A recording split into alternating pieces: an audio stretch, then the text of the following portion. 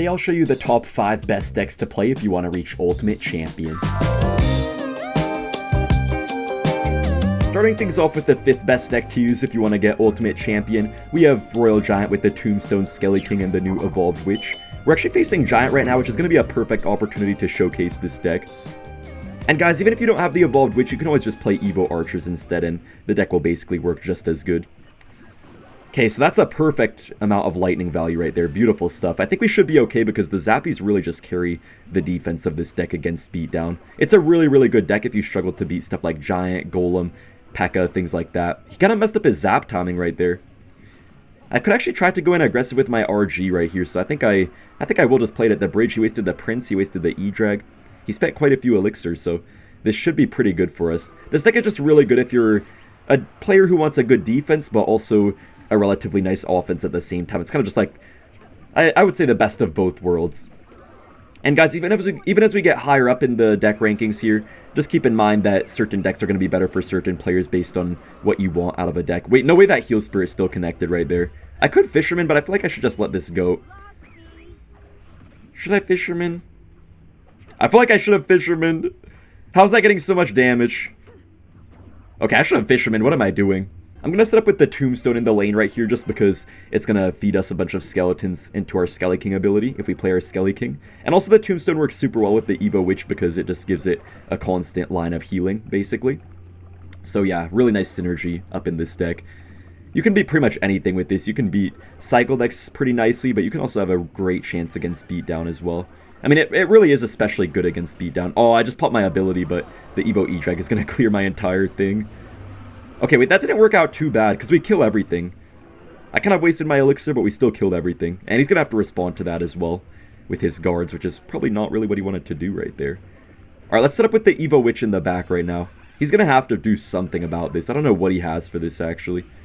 Okay, we can just go in for the aggressive RG into this. I feel like he probably can't defend this. I think he might lose his tower. I'm not 100% sure, but we're at least going to take most of his tower, and we just have to focus on defending right now. But guys, we do have our lightning, so I think we'll be okay. Yeah, we just go for the lightning on everything right here. This is why you love to have lightning in this deck. This man just stands no chance right now. After that one boss bandit connection he got, he just cannot do anything. But this guy cannot touch us right now. Oh, and by the way, guys, happy Mother's Day. It is Mother's Day at the time of me recording this, so if there's any mothers watching, happy Mother's Day. I don't even know if that many women play Clash Royale. I think some definitely do, but not like a crazy amount. If there are any women watching, definitely give some of the amazing guys in the comment section a chance. Now, moving on to deck number 4, guys, we have Royal Hogs Earthquake. This might come as a surprise to some of you because I'm sure there is quite a bit of Mega Knight around the Ultimate Champion range, but I feel like recently there's been a little bit less, and you can actually beat Mega Knight quite often with this type of deck, with this Royal Hogs deck, if you play smartly. What you have to basically do is have insane defense and always play a Royal Hogs split, unless your opponent does not have their Mega Knight in cycle. Ooh, that's a nice delivery right there, right on the Hunter and the Monk as well. We could just go for our Queen right here. It's going to target the Hunter first. Unfortunately, Monk is kind of a good counter to our deck, but looks like we defended that pretty nicely, and the Monk didn't even get a push onto my Archer Queen. Really bad skeletons by this guy. We could just go for our ability here. And he's going to have to do something. We could just go for the Piggies because he spent so much elixir. Yeah, this guy's low on elixir for sure. He does go for a late Fireball, but that was pretty much all the elixir he had left, so we do get a couple nibbles on the tower, which is actually pretty nice, I would say. I'm just going to cycle my Earthquake right on this guy's tower. It's kind of a better play than to waste a delivery on nothing. Okay, just go in for the RG. This is where it gets pretty difficult because he's probably going to try to get a Monk in front of this, and as you guys know, Monk does deflect the Archer Queen and the cannon, so we're going to have to play this pretty smartly. What you mainly want to do is get to your Evo Ice Spirit as fast as possible in this matchup. I'm also going to go ahead and Piggies because what that's going to make him do is it's going to make the Monk most likely stay behind the RG. Monk, what are you doing? Okay, we can pop our Queen ability. You can actually pop your Queen ability even when the Monk is just barely still deflecting because the Archer Queen takes a second to get into its ability and wrap its cloak over itself. So that was a very good defense right there, even without our Evo Ice Spirit yet in cycle. And right now, I guess we could just go in for some Piggies here, because he pretty much always has to Fireball them, which means that we just get free damage, pretty much, because Piggy still gets some damage through it. We do get a lot of Piggy's damage here. He actually decided to go for a Hunter instead. And if he goes for a Monk at the bridge, I think we'll be fine. Yeah, so he goes for the bridge monk. I'm going to kind of pull the monk to the side. The reason why I do this against monk decks is because it makes it so the cannon is not in range of the monk. And it's just going to allow our cannon to actually DPS down the RG instead of getting distracted on the wrong things. I could go for a log and everything right here, but since we're already up in damage, I'm not really too worried about taking just a couple measly RG shots to our tower. This guy's going to have to stop the piggies and the Archer Queen here too, so he's definitely in a bit of a pickle. No! Ability! That feels so bad. I'm so sorry for letting you down, Archer Queen. I'm so sorry. Okay, look at this, guys, though. The monk is going behind the RG once again. This is exactly why I keep going for the piggies like this. It's because it just brings the monk backwards, and it makes it so their RG doesn't have the proper support. I know he has another RG in cycle, though, so that's why I'm playing my queen kind of up high into this monk right here. We're going to have to try to go for a queen ability. No, actually, the queen's done for at this point. Oh, no! Wait, wait, okay. I just had the Cell of the Century, but then this guy also had the Cell of the Century. Oh my gosh, guys, I did not mean to piggies right there. I meant to cannon, but then this guy just did the fireball on absolutely nothing. I don't know why that guy fireballed nothing. Wait, we actually get, like, no damage right there. Okay, wait, he might try to monk at the bridge. We have to be really, really careful. Wait, is that in front? Wait, that's in front, huh? Yeah, that's in front. Beautiful. Oh my gosh, this is bad. Nice, we're able to pull the monk kind of far, though, so I think our cannon will do some pretty nice work. No way it's getting reflected. No way. Wait, he missed the fireball again! Wait, pull this. Wait, guys. No, we got it, we got it. All we have to do is get to one more Earthquake. Okay, we just Earthquake here, and I think we get him before he has enough time to win. Yeah, man, amazing win right there. That was very close, but I'll take it. Now, for deck number 3, we have this brand new meta Electro Giant deck. I'm just going to go for my aggressive E-Giant first play. This is normally not the best play, but I know this guy is playing Mortar, so yeah, we kind of just know each other's decks at top ladder a lot of the time, but normally you want to play a little bit more passively, of course. But this deck does really, really good at countering beatdown decks, especially like Mega Knight decks, you know, Giant Graveyard decks. Just really the annoying decks of the meta usually do get countered pretty nicely by Electro Giant, so it's a pretty good deck to run for a lot of people. I'm going to go ahead and play my Lightning right here. Kind of a late Lightning. Probably could have got that a little bit earlier. But overall, we got some damage on the left side, so we're not in too bad of a spot right now. May have to go for a Bomber if he tries to pop the ability, but I think we're fine. Oh, he really does go for a last-second ability. Hopefully it doesn't work. Wait, how is that getting so much damage? How? Yo, that got so much damage. But I think we're fine, though.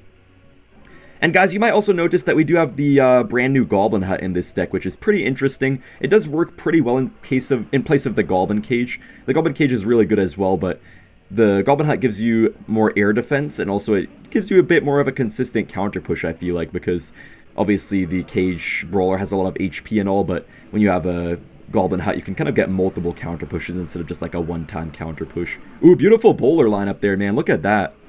If he had Princess Tower, it would probably be a good game already, but unfortunately Cannoneer is kind of a hard counter to Electro Giant.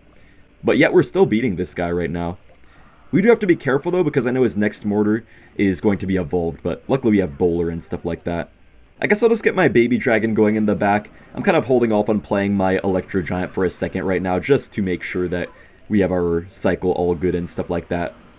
Nice Lightning right there on the Witch. He does go for the Mortar. We could just go for our Bowler onto it. We do get that beautiful lineup right on the Evo Mortar, despite the Skelly King attempt to kind of block off my Bowler. Also got a bit of damage again there on the left side. He can't really ability here. Yeah, we could just go for the E-Giant. He actually is giving up. He accidentally hit my E-Giant. Okay, anyways, I'll see you guys in the next match. The number 2 best deck to get to Ultimate Champion with has to be this really aggressive bridge spam deck that just recently started appearing in the meta, and it's really just been taking over top ladder especially, but I think it's a great deck to get to Ultimate Champion with. You have so much aggressive pressure, and you have really, really good defense with the Evo Snowball, as well as the Evolved Executioner. I feel like the Evolved Executioner is really, really good right now, and you don't even really need the Tornado with it, because a lone Evo Executioner can actually full counter a Hog Rider if you play it early enough, and also when you have the Evo Snowball, you can just throw things back, so if you're facing like a big Golem push, you don't have enough DPS to really take it down that quickly, but if you throw it back with the Evo Snowball, you just buy yourself so much more time and put yourself in a really good spot. This guy does unfortunately have Sparky, but we do have our Lightning, so I think we'll actually be okay. Yeah, that was a really nice Lightning right there. He does go in for the Goblin Giant, which I have, like, no elixir to stop. Okay. This is bad. This is very bad. Get another hit, Ghost. Oh, I didn't get another hit. Okay, I was kind of aggressive right there, cycling my Executioner, guys. I'd probably normally wait more until double elixir in this sort of matchup, but I just don't feel like waiting. I'll Barbarrel onto his Spear Goblins. Yeah, so in this sort of matchup against Sparky, it's actually probably going to be a lot better for us than double elixir, but, you know, I'm not really the type of player that likes waiting too much just because I'm making a video and stuff. I don't just feel like doing nothing. So, yeah, we're just going to play, even though it's single elixir right now. It will be double elixir pretty soon here, though, to be fair. Oh, nice. Beautiful lightning value. That's exactly what I wanted right there, guys, to be able to hit a nice Goblin Giant right there, along with this Sparky. Alright, hopefully we're able to get some stuff down that we need right here. Get a Barbarrel, please. Ooh, this is kind of bad. Bandit died as well. I'm going to have to Snowball here, but we're not looking good. Oh, wait, Evo Snowball resets the Sparky? Bro, also, why is this guy such a pest, man? He keeps on spamming. Like, every time he has, like, 0.1 elixir, he keeps on spamming these bats, this Goblin Gang, some other annoying thing.